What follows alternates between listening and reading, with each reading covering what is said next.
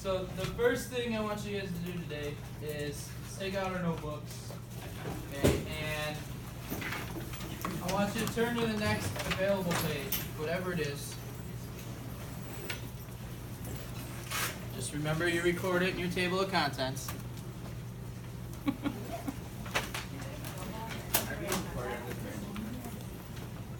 What? Are you being recorded right now? Yes, you are.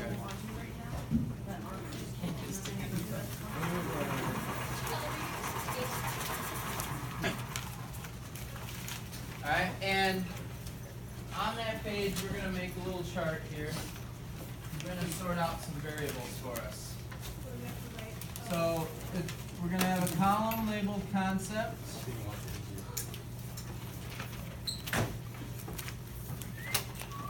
A column labeled variable. And a column labeled unit.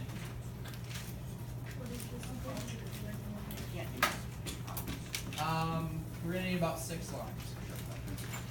Maybe 7. 6 lines? Yep. How would you call them? Concepts and variables.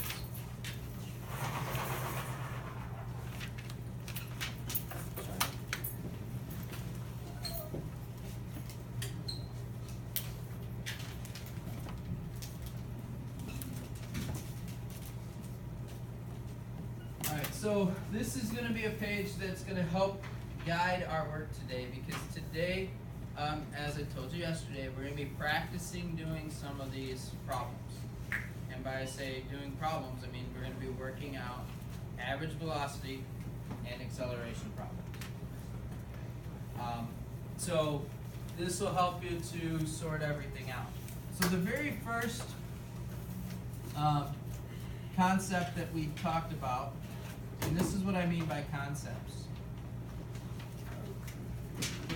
The words that we discussed. So the first one here is distance and displacement. Does anybody remember what the variable is, or what variable we use to represent distance or displacement? What variable we were using in our equations? That was D, right? Right. And what unit, good job, Nick. And what unit did we use, Nick? I don't know. You don't know that one? Meters. So that is meters, right? So does that make a little more sense what we're doing now? Yes. Okay, so we're going to be using,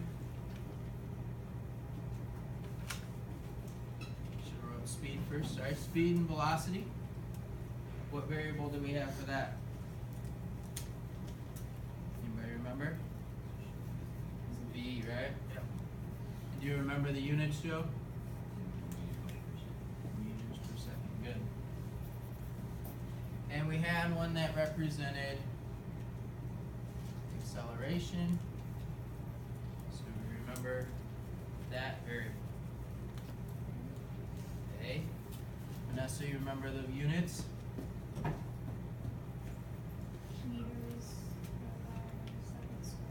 Meters divided by second squared. Good. Meters per second squared. So remember, acceleration is measuring your change in your meters per second, right? We also had this from yesterday. Initial velocity, final velocity. I think I missed one. Well, that's right. Average velocity, right? So these are all going to be meters per second again. And we had V sub I, V sub F, and V bar to represent those. So they're all forms of velocity, right? But they're very specific variables for what we're going to be using. And we did have one more thing in our equations. Anybody remember another variable in our equations that we're missing? T for time. Maddie, what do we measure time at? Seconds, yep. Okay, so this chart, hopefully today, is going to help to guide our instruction a little bit, or not your instruction, but guide your practice. Okay, and what I've kind of done is I've kind of changed things a little bit depending upon what math class you're in. Alright, so I know some of you are in algebra, some of you are in geometry, some of you are in G2A2.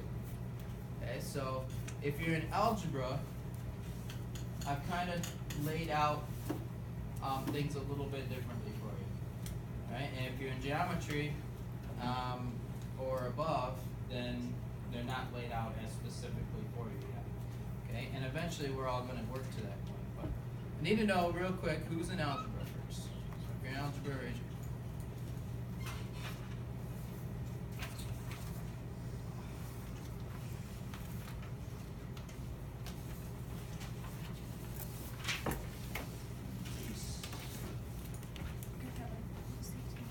You?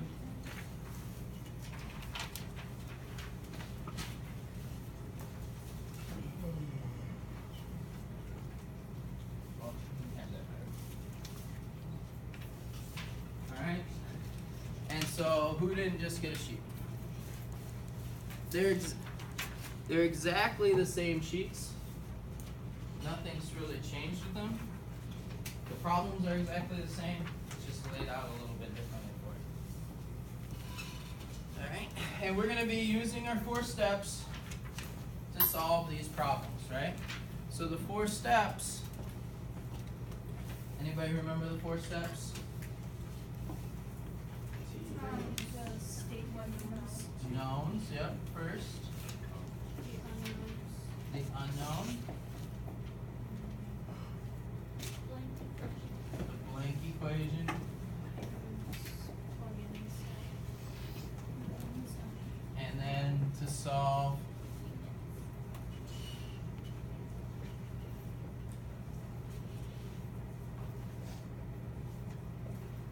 alright, so then we're going to plug and solve with units. So those of you in algebra, you saw on the sheets that I gave you, I've kind of laid out those 4 steps for you, right? Not on every single problem, but on the ones where you need to show the 4 steps, I've laid them out for you. So I have given you the variables the known variables, you have to plug in the numbers from the story problem, right? And then in step 2 and step 3, I gave you 2 choices of what you have to be finding for. What are we solving for first for step 2? And for step 3, which equation are we going to use? So I tried to kind of help to make that a little bit easier for you transition-wise. Now, those of you that have already finished algebra, you should have those skills already. So hopefully that shouldn't be an issue. You still have to show your 4 steps, okay? It's just not laid out for you already. Does that make sense? Alright, so what I want you to do is take, I'm thinking 15 to 20 minutes or so to work on these. Alright, by yourself. Alright, and then we'll kind of break into groups, have you guys working, kind of talking through it with each other, and then we are going to go over probably the majority of these problems. If we get to that today. I don't know if we'll get to all of that today. Okay, any questions before you get started? On what you have to be doing? Alright, then let's get rolling.